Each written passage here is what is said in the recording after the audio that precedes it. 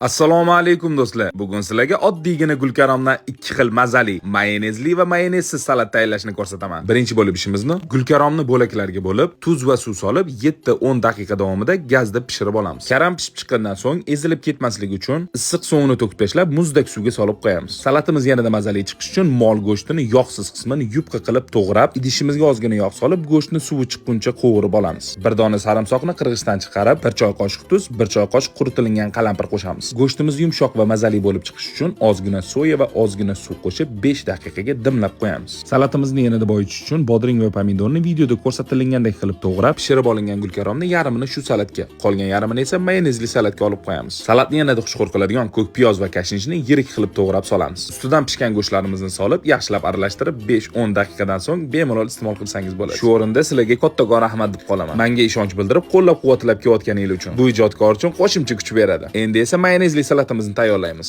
Gulkaramni qolgan qismini idishga solib, 200 gram mayonez, 2 dona sarimsoqni qirg'ichdan chiqarib, tabga ko'ra tuz va murch solib, ukrobni mayda, pomidorni esa yarim oy shaklida to'g'rab solamiz. Do'stlar, oddiygina gulkaromni ikki xil mazali salatimiz tayyor. Retsept yo'qotib qo'ymaslik uchun saqlanib qo'yishni unutmanglar. Sizlarga qaysi biri ko'proq yoqdi? Kommentariyada fikringizni yozib qoldiringlar. Video yoqqan bo'lsa, sizlar ham albatta tayyorlab ko'ringlar. E'tiboringiz uchun rahmat. Ko'rgan vaqtingizga rozi bo'linglar.